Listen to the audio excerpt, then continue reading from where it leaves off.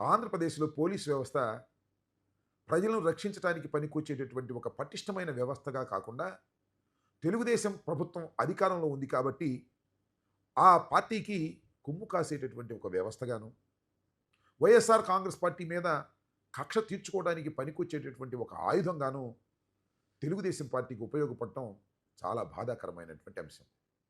ఇది రోజు రోజుకి పెరుగుతా ఉంది.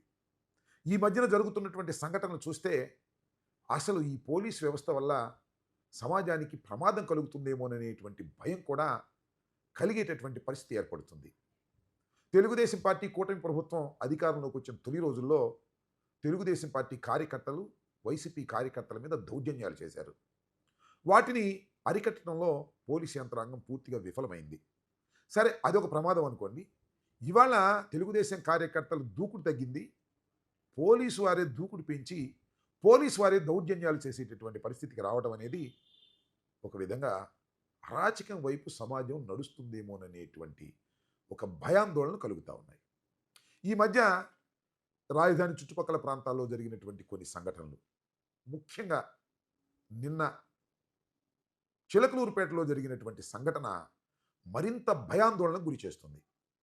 ఒక శ్రీకాంత్ రెడ్డి అనేటువంటి ఒక వ్యక్తిని అరెస్టు చేయడం కోసం రజనీ గారి కారులోకి వెళ్ళి, రజనీ గారిని బయటకు లాగేసి, దౌర్జన్యం చేసి, కారులోకి దొరబడి ఆ సిఐ గారు ఆ శ్రీకాంత్ రెడ్డిని చొక్కా పట్టుకొని బయటకు ఈడ్చుకొచ్చాడు.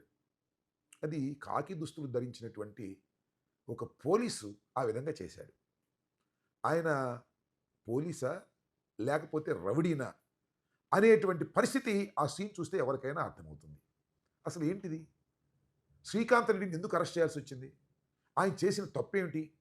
శ్రీకాంత్ రెడ్డి ఎవరు అనే విషయాలు కొద్దిగా ఇక్కడ మనం చర్చించుకుందాం. మాజీ మంత్రివర్యులు ఆమె దగ్గర పనిచేసేటటువంటి ఒక యువకుడు, ఆయన మీద ఒక ఫాల్స్ కేసు పెట్టారు.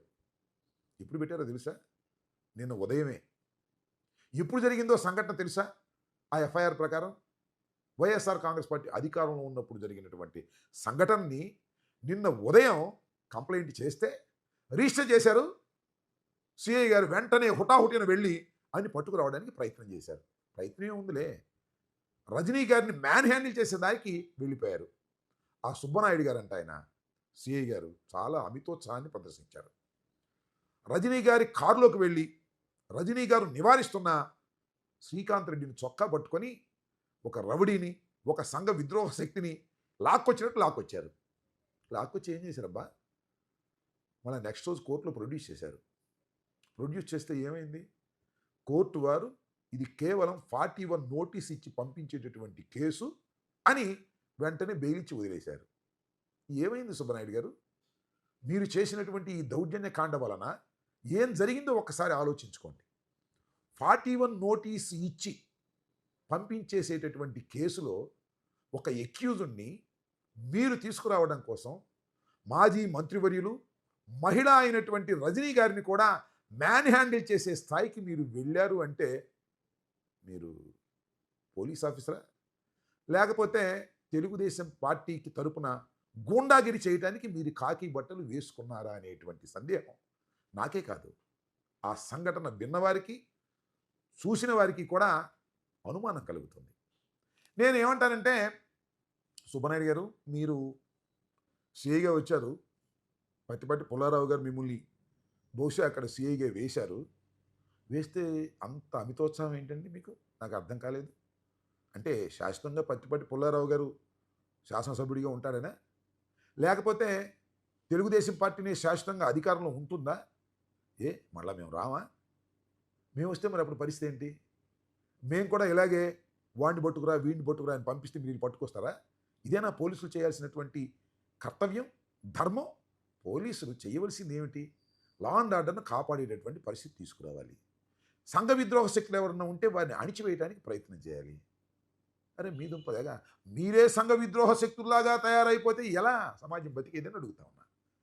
తెలుగుదేశం పార్టీ శాశ్వతంగా అధికారంలో ఉండదు, గుర్తుపెట్టుకోండి. ఇంతకు ముందు కూడా ఎప్పుడూ లేదు. ఏదో ఒకసారి ఉండొచ్చు, మళ్ళీ ఇంకోసారి మేము రావచ్చు. ఈ పరిస్థితులన్నీ ఊహించుకొని మీరు చేస్తున్నారా? లేక కాస్త అధికార మదం ఉందనే ఉద్దేశంతో వారి మాటలు విని మీరు ఈ కార్యక్రమాలకు ముందుకొస్తున్నారా? ఒక్కసారి ఆలోచించుకోవాల్సినటువంటి అవసరం మీలాంటి సీఐలకు ఉందని ఈ సందర్భంగా నేను చెప్పదలుచుకున్నాను. మేమేం మర్చిపోతాం అనుకోకండి. మేము మర్చిపోయినా మా కార్యకర్తలు ఇవన్నీ కూడా గుర్తుపెట్టుకునే ఉంటారు. మళ్ళా తిరిగి మా అధికారంలోకి వచ్చినప్పుడు మీ మీద మమ్మల్ని దౌర్జన్యం చేయమని అంటారు. సరే మేము చేయమనుకోండి. అయితే ఇవాళ ఏం జరుగుతుంది రాష్ట్రంలో? ఇవాళ రాష్ట్రంలో డీజీ స్థాయిలో ఉన్నటువంటి వ్యక్తుల్ని కూడా అరెస్ట్ చేసి జైల్లో పెట్టేటటువంటి కార్యక్రమాన్ని తెలుగుదేశం పార్టీ తీసుకుంది. మరి మీరేం లెక్క? సుబ్బరాయుడు గారు, సిఐ గారు ప్రమోషన్ మీద వచ్చిన ఆయన మిమ్మల్ని జైల్లో పెట్టడం ఏమన్నా లెక్క అండి ప్రభుత్వం తలుచుకుంటే? సరే ఈ ప్రభుత్వమే శాశ్వతంగా ఉంటే, చంద్రబాబే శాశ్వతంగా ఉంటే, పత్తిపాటి పుల్లారావే శాశ్వతంగా ఉంటే అది జరగకపోవచ్చు. శాశ్వతంగా లేకపోతే అది కూడా జరగవచ్చుగా. ఎందుకంట మీరు ఆలోచించుకోరు? ఈ మధ్యన పోలీసు వారు బాగా రెచ్చిపోతూ ఉన్నారు. ఇది చాలా దుర్మార్గమైనటువంటి అంశం. ఇక్కడే కాదు, మొన్నే కంతేరులో ఒక ఎంపీటీసీని ఆమెని అరెస్ట్ చేసి తీసుకొచ్చారు. ఇప్పుడు తెలుసా 3:30కి తెల్లారుగట్ట 3:30కి అరెస్ట్ చేసి తీసుకొచ్చారు. కె వాసు, తాడికొండ సిఐ గారు. పాపం ఆయన కూడా మీలాగానే అధికారం శాశ్వతంగా తెలుగుదేశానికి ఉంటుందని అనుకుంటున్నారేమో నాకు తెలియదు. ఆమె మీద ఏం వేశారో సెక్షన్ తెలుసా? 307 307 వేసి రాత్రి 3:30 సమయంలో ఇంటికి వెళ్ళి తలుపులు తోసుకొని వెళ్ళి దౌర్జన్యంగా తీసుకొచ్చారు. దౌర్జన్యంగా తీసుకురావడంలో ఎలాంటి దౌర్జన్యాన్ని వారు పాటించారంటే, ఆమె అడిగింది, అయ్యా నేను నైటీలో ఉన్నాను, చీర మార్చుకుంటాను అంది. మీరు చీర మార్చుకోవడానికి వీల్లేదు, నైటీలోనే రావాలని లాగి కారులో పడేసి తీసుకొచ్చారు.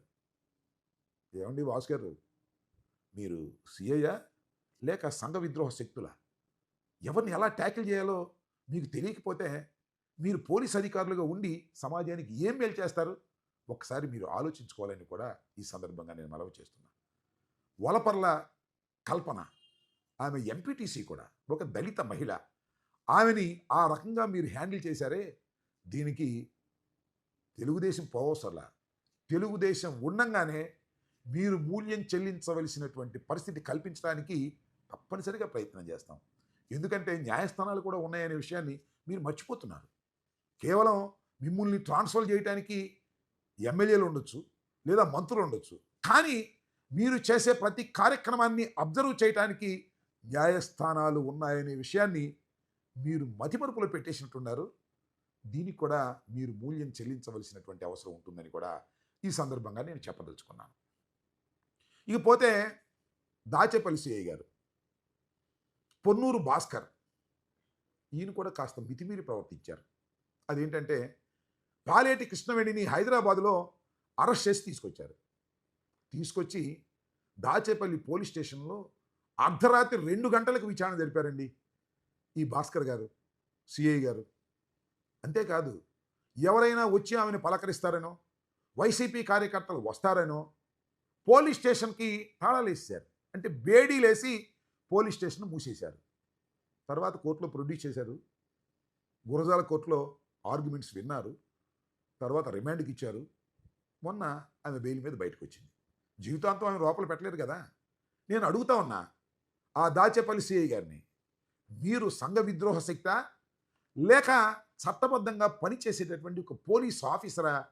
తేల్చుకోండి. శాశ్వతంగా ఈ ప్రభుత్వాలు ఉండవనే విషయాన్ని మీరు గమనించండి. ఆమె కోర్టులో కూడా చెప్పింది మీరు చేసినటువంటి దౌర్జన్యాల గురించి. అవన్నీ రికార్డు కూడా అయ్యాయి. ఇవేం పోవు, ఇవన్నీ